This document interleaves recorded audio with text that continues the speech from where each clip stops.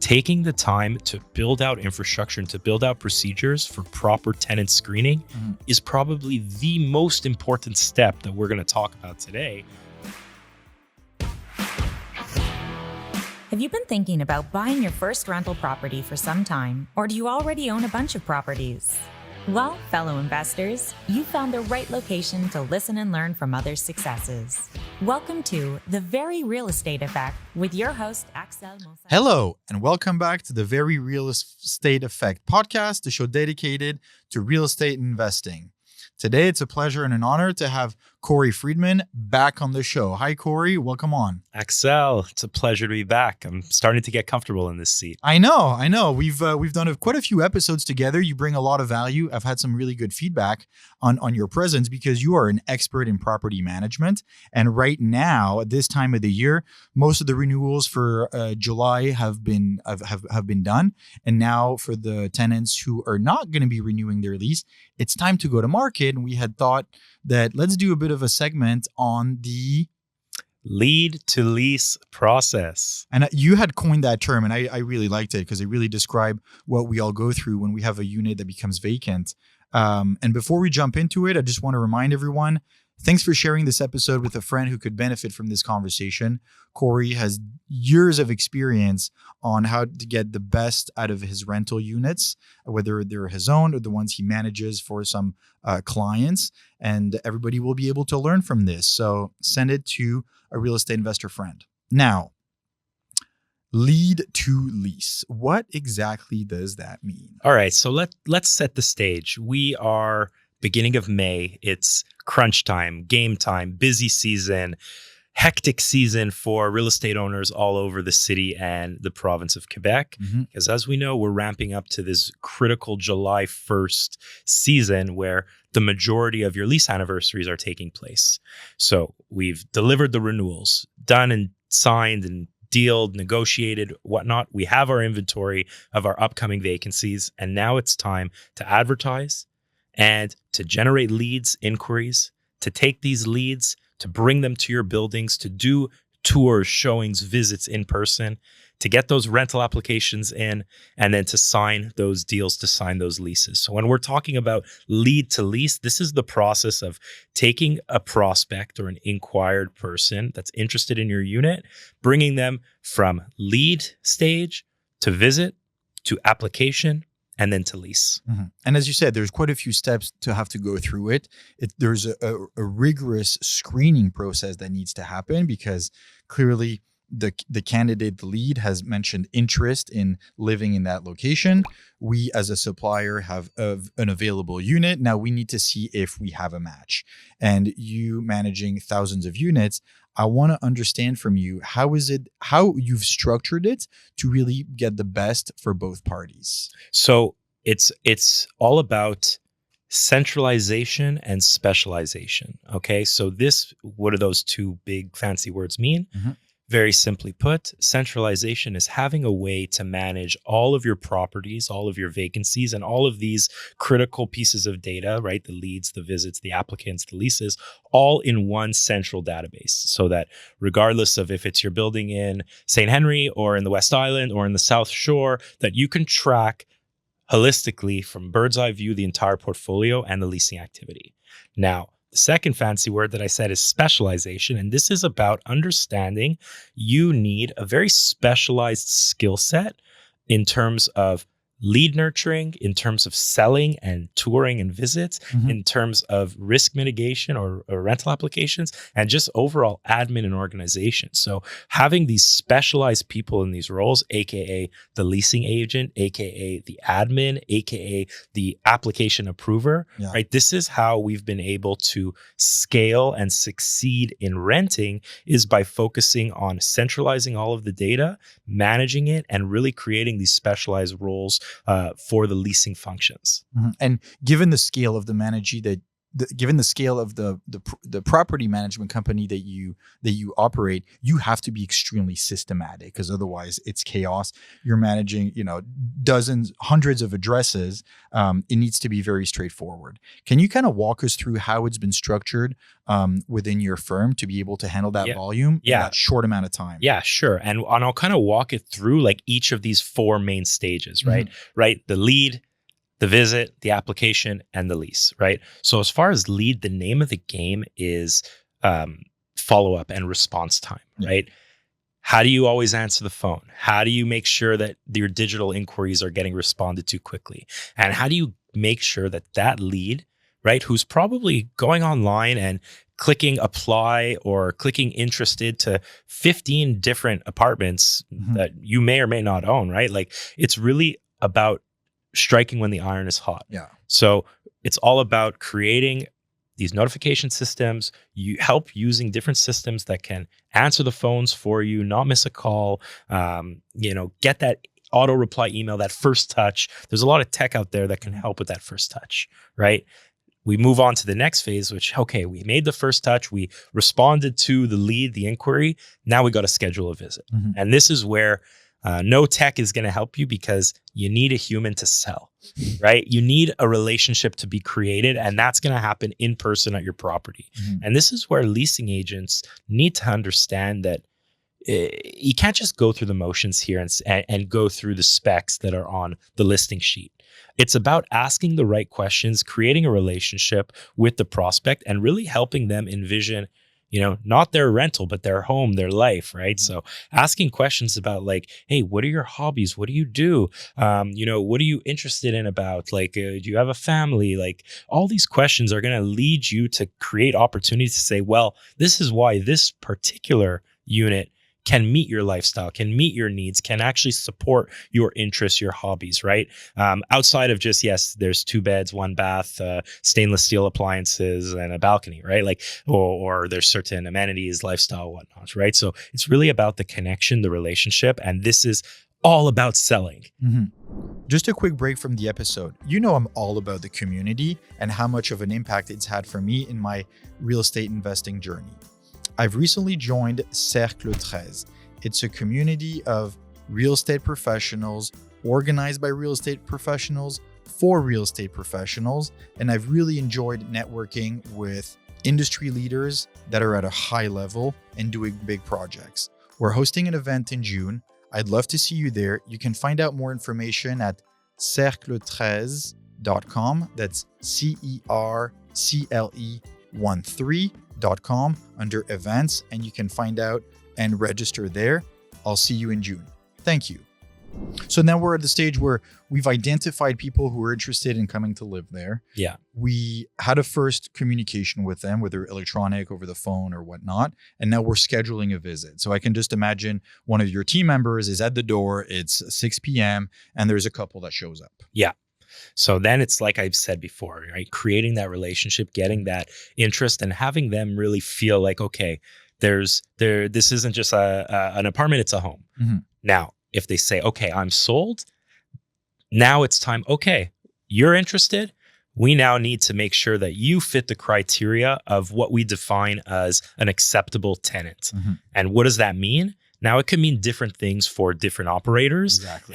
And for us, we've always taken the approach that we have a pretty strict guideline that we want to follow in terms of our criteria, especially for those higher value units in those A-class buildings that take that top dollar rent, right? And we're talking about, a certain level of income, a certain credit score, a certain background check, a certain lack of presence in, a TAL database, right? References from employees, references from previous landlords, right? A full background check.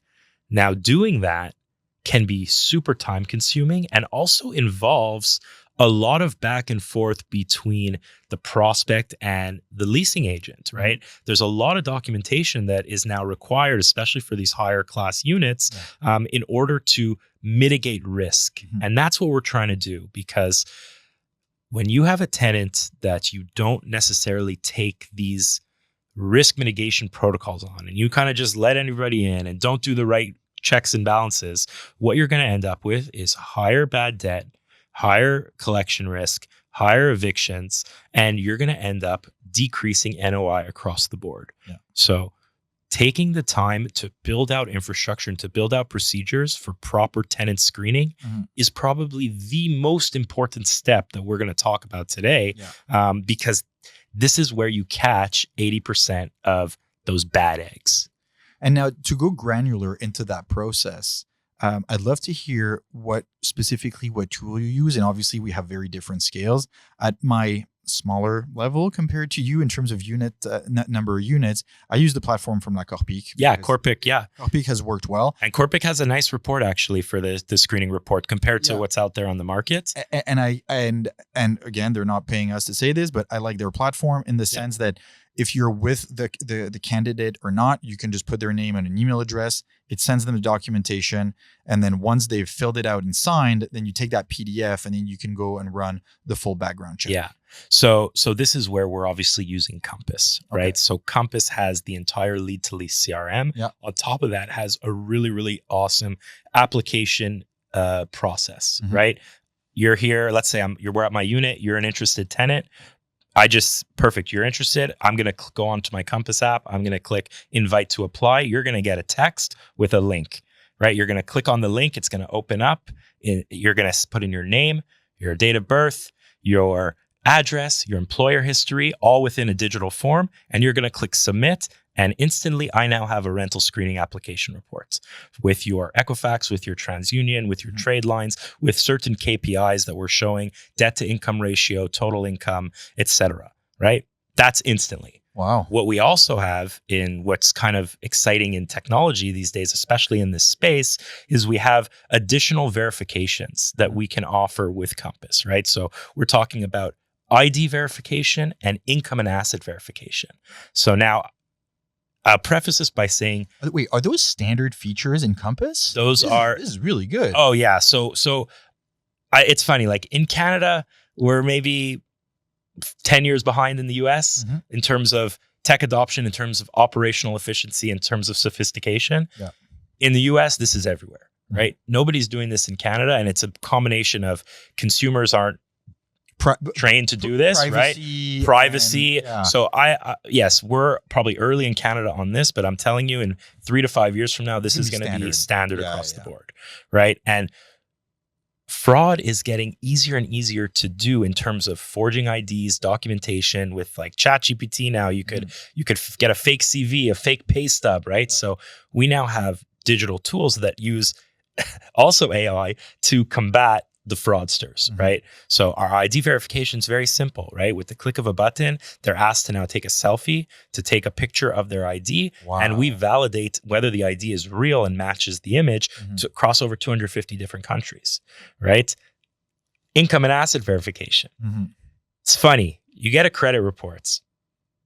Not the different bureaus don't report the same ways. Yeah. You could have a stain on your credit from 8 years ago that prohibits you from getting access to an apartment. And also you could have good credit and then just have no money in the bank, right? And not actually be able to afford this rent. So what we want to offer is really an ability to pay report. And how we do this is by getting consent of the prospects to actually log into their bank and provide us with the bank information, the transaction history of the last 12 months.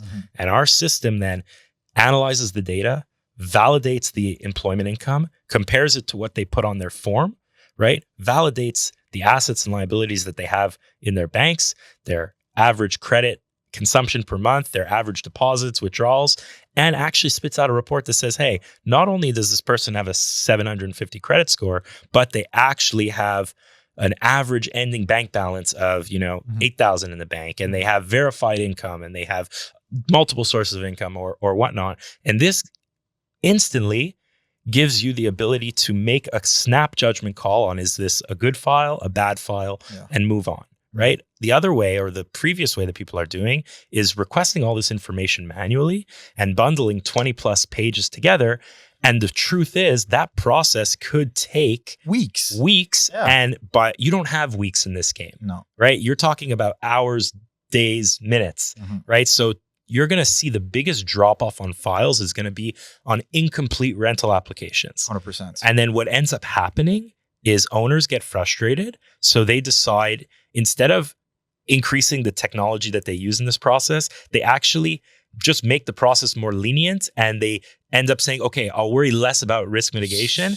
So they speed up the process. Yeah. And what that does is, like I said at the start, more bad debt, more AR, more evictions, worse, like more maintenance costs to deal with, turnover costs and damaged units from bad eggs. So it's such an interesting, and I'm telling you, I look at it similar to like the QR codes. Remember, COVID hit, the QR codes came, and it's like everyone was scared of the QR codes. At the beginning. Yeah. And then slowly and surely you went to the restaurant. Oh, they don't have a menu anymore. Yeah. They give it. Nowadays, QR codes are everywhere. They're standard. My grandma knows how to use it, right? When it comes to these ID verifications, these income and asset verifications, in the US, it's standard. Yeah. In Canada, give it 3 to 5 years, it's going to be standard. You're not going to have the resistance, the privacy issues, right? So this whole idea of open banking and openness, it's growing momentum. Like I said, we're maybe around a decade behind our neighbors to the south. If we just rewind a minute or two, I love what you said about that time lag there is in collecting information. We've all been through it. You go visit, you got two parties that are super interested. Yes. I'm going home. I'm filling out the application right now, and I'll send you all the documents. And then you never hear back. Crickets. And then you do one follow-up, two follow-up. Okay. And then you continue on the process. And as you said, instead of niching down and going deeper, then there's the tendency to actually loosen up the standards because we want to speed up the process. Yeah. And as you rightfully said, this is when crap happens, because then you're less thorough than you want it to be at the very beginning. And I mean, this comes from tens of thousands of applications that your firm has filed through over the years. So we can all learn from it. Now, having a good platform really helps speed up that process, and for also the people's ability to go and attach documents directly. Sometimes we see more documents than we require, and that's reassuring. You know what it is? It's about providing a platform that is easy for the prospect to meet your expectations, right? It needs to be 30 to 60 seconds for them to complete the original application for you to get the base, which is that credit, that criminal, that TAL history check, right? It's all about efficiency and ease of use for the prospect, right? You want to get adoption, you want to get buy-in, right? Even if like you have the Corpic form or you're using another platform, you got to send them a form. They got to go and fill out the fillable PDF. They got to save it. They got to send it back.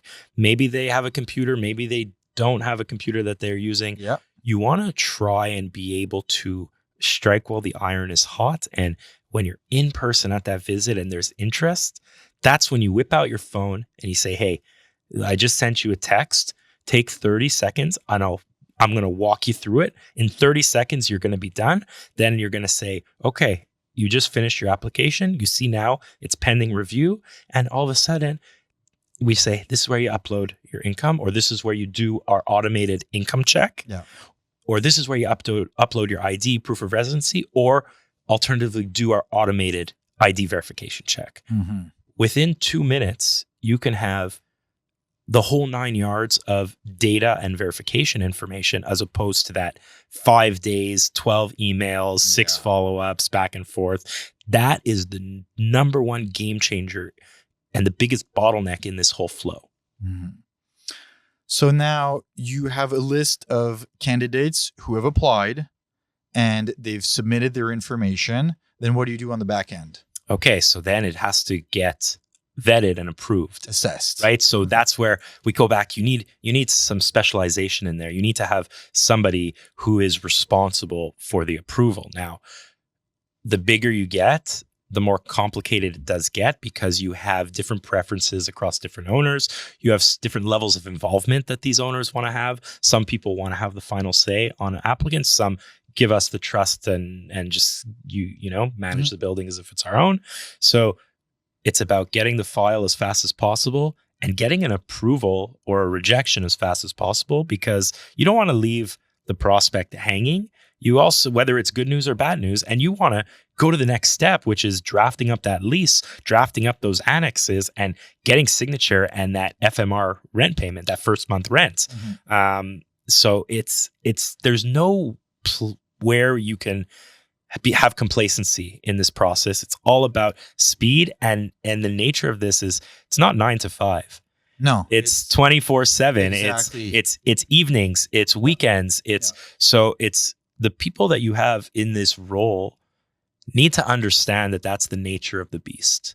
And that's not always easy and not always fair to employees, to people. So, but that's the game, right? You said it at the beginning on one of the very first steps. It's also the speed of response. And once they've uploaded all those documents, for someone to quickly assess it, if there's questions, let's ask them the next day instead of waiting for an extra 4 days. And then if we have to give them an answer, let's do it quickly, because let's not forget that how professional we seem on the application process sends the message of the expectation of where they're going to have to be as a tenant. And I'm sure you guys have experienced this, where if it's loosey-goosey, they're going to act loosey-goosey as well. And then it doesn't start the relationship on the right foot. You nailed it. It's such a first impression that is so critical for the entire resident life cycle. And the more kind of expectations you can live up to, or you can set at the onset, right, the better off the tenant is going to be in terms of understanding their obligations, right? So let's say we have an approved application file. It's time to set up the lease, right? Your lease document, right? It needs to be the Quebec standard. You should have building rules. You should have hydro or energy or utility transfer forms. You should have digital consent forms. You should have, pre-authorized debit agreement forms, and merge it all in one package and send it out. And the tenant is getting this file and saying, okay, this was efficient. The data is accurate. The deal that we made from the leasing agent is reflected in the lease documents.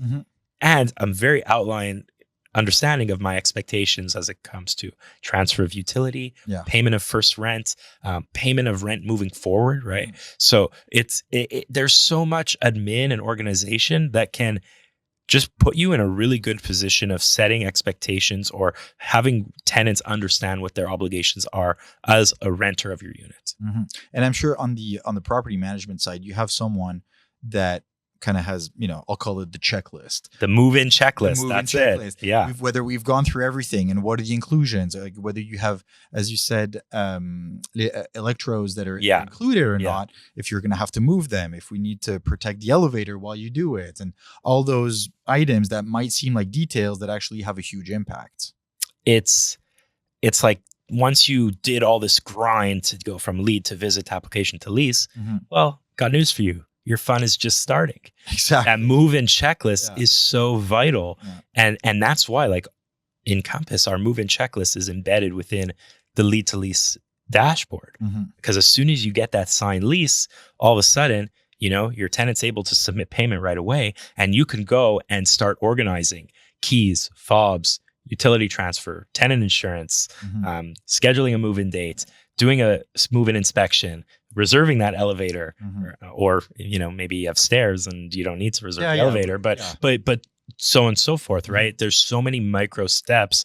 It's very easy for these things to slip through the cracks. And I think the priority is what you outlined before, is that the more things that slip through the cracks on the move-in process, it's only going to compound and lead to slippage throughout the life cycle of the tenant in terms of how they treat the unit, how they pay their rent on time or not, how they communicate, how they respect the peaceful enjoyment of the other tenants. So there's so much about setting the right standard and expectation. Yeah. And given the size of the portfolio, if you're managing yourself a triplex, or whether you're managing thousands of units, it's obviously not the same approach. I would say for the smaller portfolios, it's even more critical to nail this step, because you have thousands of units and you have one bad apple, one bad tenant. You'll survive. You have a triplex and you have one tenant that you brought in that you maybe took some shortcuts on vetting them. That's 1/3 of your income, and all of a sudden you can't cover your mortgage and you need to pull, from from your employment income or from your savings on it, like the impact is so much greater. Absolutely. And so even if you have one unit, I would say it's even more important for you to understand how to properly mitigate risk. It's the biggest risk that you have, the less units that you have of having a delinquent tenant, having a troublesome tenant. Yeah. And properly choosing your client. Now, a lot of the features and steps that you've described, you've embedded them in Compass, the platform that you've created, because you bring in decades of experience of how to go about it. And you wanted to make it easier for property managers who aren't necessarily professionals.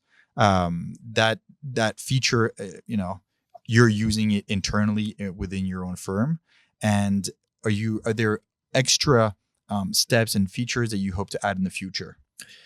Yeah, listen, we're always building. I think one of the things that I'm looking forward to bringing or to adding on as a layer, certainly comes in terms of AI, and having Compass be able to handle that first response, to be able to answer the phone, to be able to, look to a user or a leasing agent's schedule and actually schedule visits based on time, location, preferences, be able to, ping notifications or send reports or maybe even be given, thresholds of, okay, if they don't meet certain criteria, reject them. Yeah. And it's just these small little things that can really, really improve your manpower, right?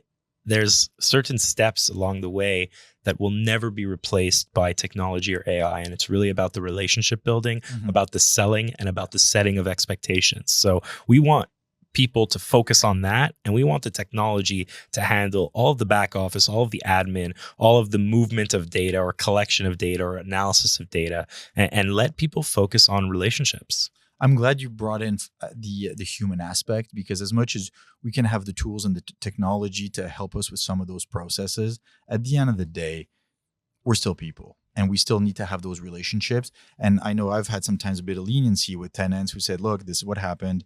I don't like this situation. This is a hard phone call to make. Can we work together for the rent or for something? And hey, thanks for taking the steps. Thanks for reaching out. Yes, because you didn't wait to be late. You were proactive, and that says a lot about them. And the human aspect is, I find, getting more and more neglected. It's funny because we kind of have this system internally that we use. We call it like red light, yellow light, green light, right?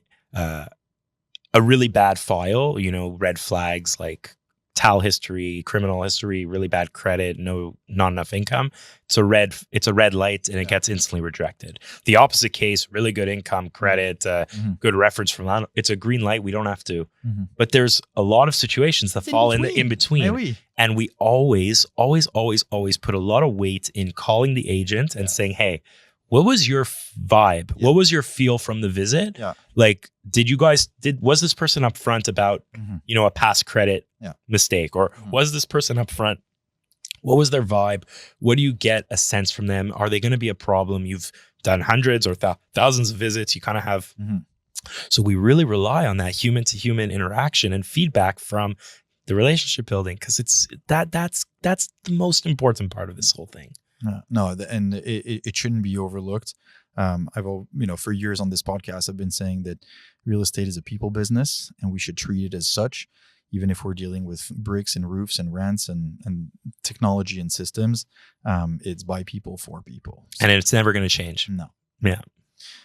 Cory, wow, that was a lot of information.